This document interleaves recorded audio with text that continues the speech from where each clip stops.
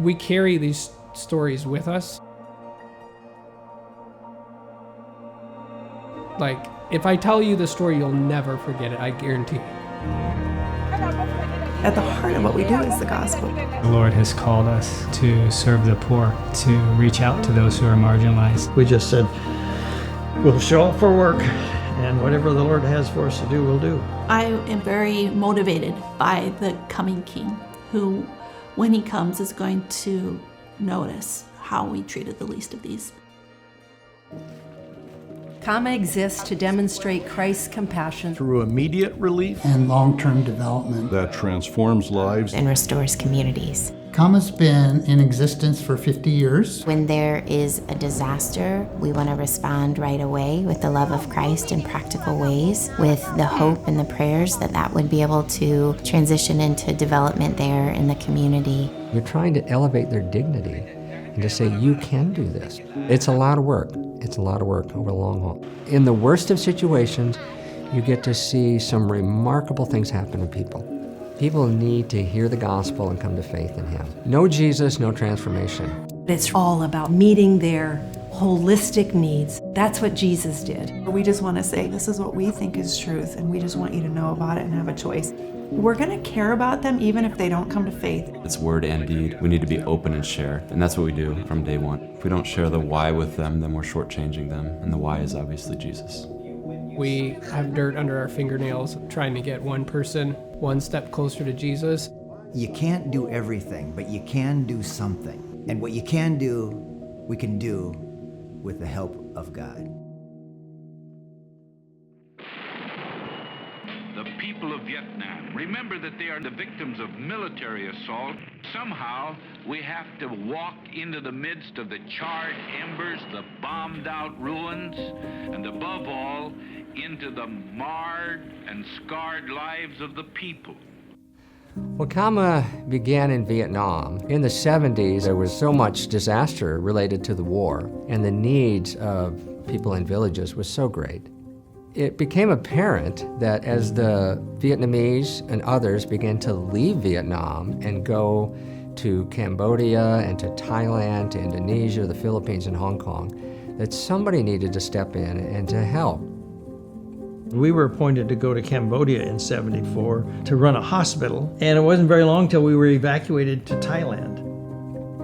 I called Grady Mangum, who was my boss at the time, and I said, there's all these refugees in these camps, and this is an opportunity for the gospel and for us to help. And he said, wait a minute. And I always say that was the shortest committee meeting ever held at headquarters, because he came back on in about a minute and a half, and he said, you've just been appointed Director of C&MA Services. I said, okay, what is that? And he said, we don't know yet, but you'll think of something. C&MA Services staff were working in the camps. They were helping provide basic human needs and building a sense of community. I was a college student, a fairly new believer, and I was attending a little C&MA church. I applied for their short-term mission program and went to Thailand. And I did not know that that summer I would be with C&MA Services. We were present with Vietnamese people in camps and other locations. I come from a small farming community. I'd never seen suffering at that scale. I was overwhelmed by what war does to people. I kind of made my bargain with God on a little dusty road in northeast Thailand. I just said, God, I will serve you anywhere, but I won't work with God.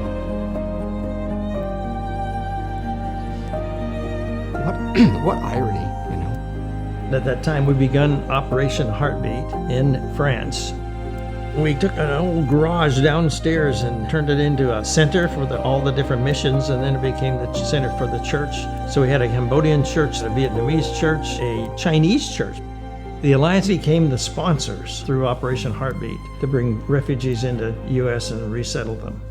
Alliance churches took in more than 10,000 of these refugees, and the fruit of these efforts can be seen today in more than 260 Vietnamese, Hmong, and Cambodian churches in the U.S. Alliance. C&MA went to West Africa, specifically Mali and Burkina Faso. Many people were experiencing famine.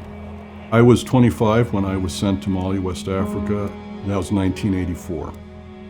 The church had set up relief committees in their districts. Those different local committees oversaw the relief in many areas. Our international worker forefathers really built a base that we could build on, getting grain to the appropriate people that really needed it. C&MA sent me to Guinea in 1990 and 91 to help wind up some of the refugee responses. C&MA and the church oversaw the distributions in a lot of big refugee camps. Up until a few years ago, it may have been the single largest project C&MA has ever run in its history. We heard about the war coming, rebels into Foya, where I grew up. So there were a lot of gun shooting, and we could hear it from a distance. So all of us escaped. I didn't know where my father was. I didn't know where my mom was. Getting into Guinea, we immediately got connected to common service through a local church. They demonstrated what Christ would have done. And for me and a lot of refugees, that was the biggest highlight. To look back and say, I was hungry and someone fed me. I didn't have clothes. Someone provided clothes for me. I needed counseling and someone called on me. When the most needed commodity that you need as a refugee is provided to you, and that person didn't know you at all, it means the world. I got a call and said, would you go to the Balkans? The war was on. Beverly already had been teaching nurses in Russia, so her program was to teach nurses in Macedonia. Mine was to do rehabilitation in Kosovo, as well as helping with the church projects in Macedonia. She taught over 3,000 nurses during that time. I always tied in something every day about God. I also had a local church unite with these nurses who were taking these classes. When the war ended, there was a church in Macedonia that was providing resources. So they were helping the refugees from Kosovo that were flooding into their borders. They invited us to come and help them rebuilding homes, providing a handcraft project, English courses, medicine, food development, occupational therapy. They were suffering loss of family, loss of their homes. They lost their jobs, loss of identity. C&MA was able to come in and let them know God has not forgotten them.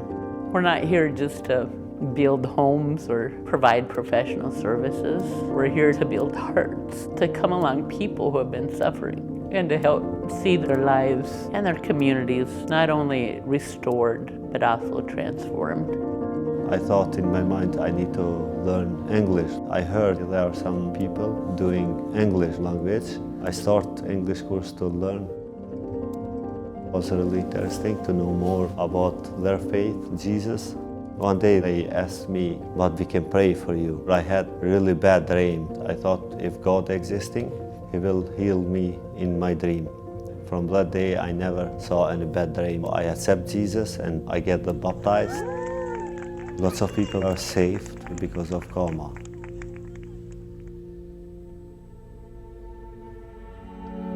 The tsunami was the first natural disaster that I can remember in my lifetime, that the scale was just so overwhelming and that it just kept coming day after day in the news. And at first it was like 1,000 people, 2,000, then it was 10,000 people, and it was 20,000 people.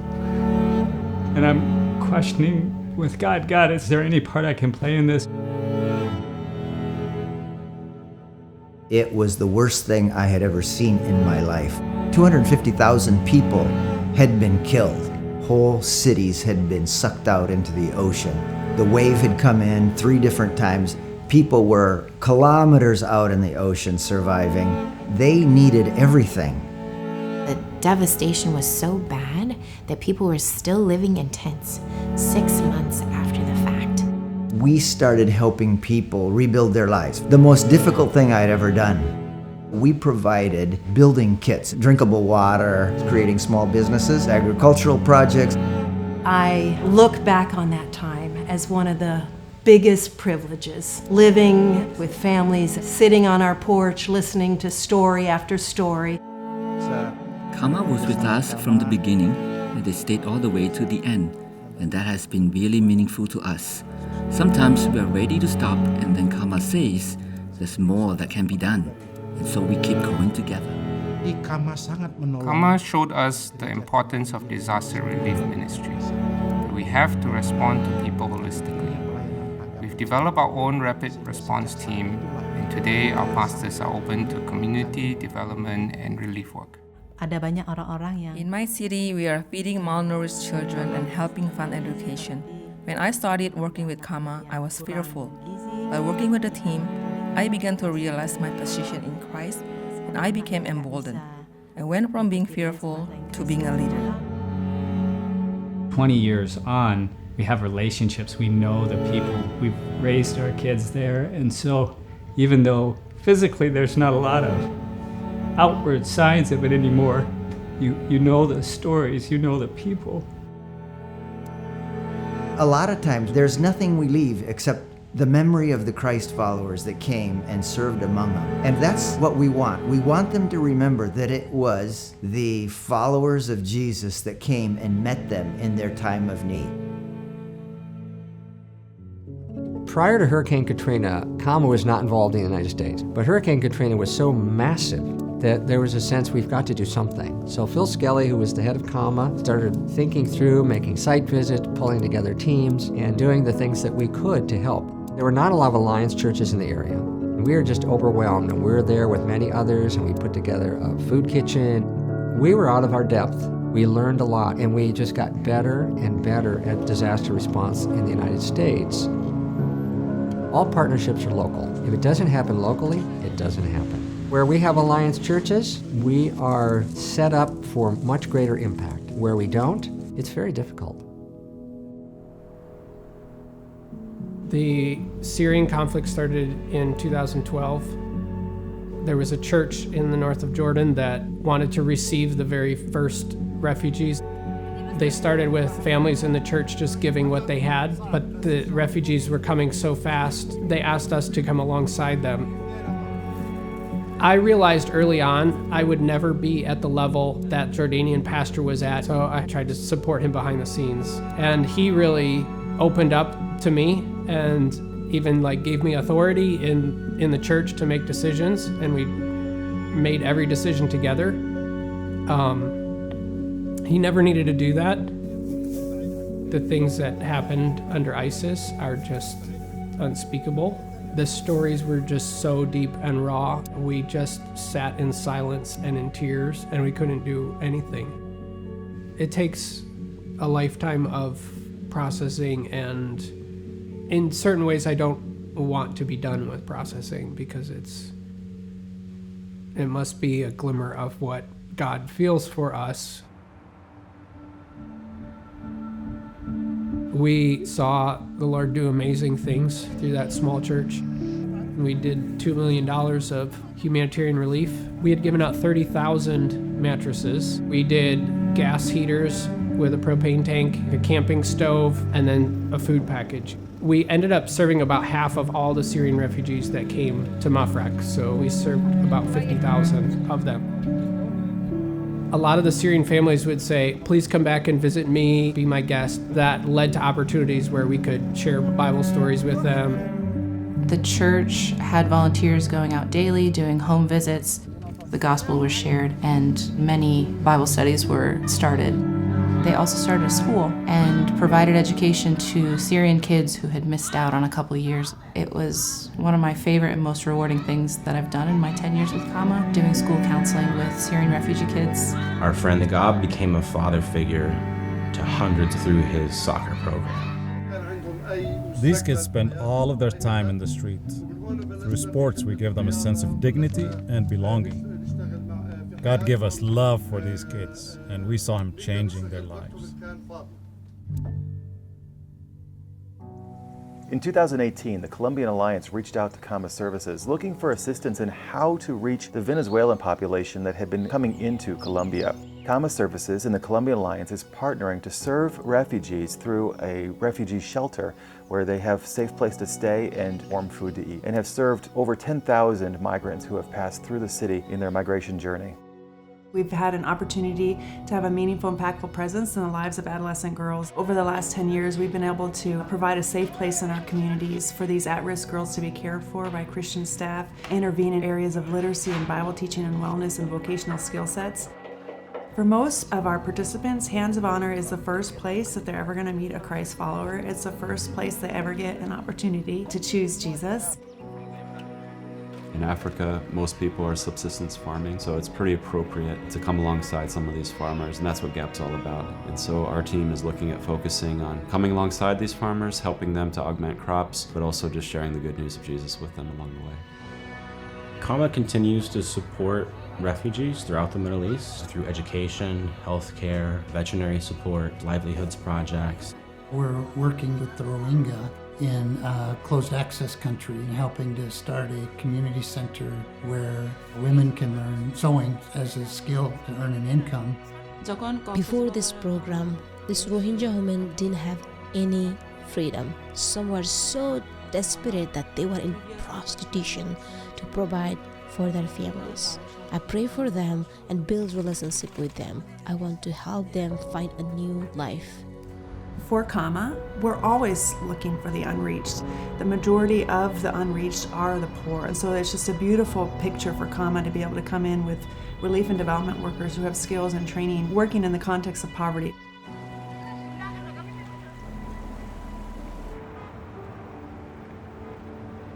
I am so glad that the Christian Missionary Alliance has taken seriously Jesus' words, that whatever you've done for one of the least of these brothers of mine, you've done it for me. It would have been very easy for us as an organization to be so passionate about translating the Bible in the next language and for building a church in the next village that we could have walked right past the hungry and the thirsty and the lonely and the immigrant and all those marginalized people that Jesus is referencing in Matthew 25. But had we bypassed them, we would have missed the fullness of the gospel, huge missional opportunities. But most importantly, we would have missed the heart of Christ himself. Most of us have not been able to go and serve in these places, but for those who've gone, thank you. You've literally been the hands, the feet, and the voice and the heart of Christ. But metaphorically, you've also been our hands that couldn't go. When I look back at C&MA's 50-year legacy, I have a lot of gratitude because man, there's people who have sacrificed their lives to serve all the way through. To the C&MA workers that came before us, thank you for holding the high ground. Thank you for that long obedience in the same direction. Thank you for knowing your calling and knowing that it's from Jesus and for saying yes to it. Thank you for passing on what you have, and I pray that we'll be able to pass it on to future generations. We'd like to see the next generation join the ranks all across the world. In some of the major crises of the world, where you could be tempted to say, that's not anything I could do anything about. No, actually, the Alliance family can make a difference in some really big things going on in this world. I pray that C&MA will continue to do the things that Jesus called them to do, wherever he calls them. You learn to celebrate the small little steps of faith people make in their journey because almost no one comes to faith overnight. And it's been a culmination of a lot of slow, patient, deliberate work and just being present in the community that has enabled that to happen.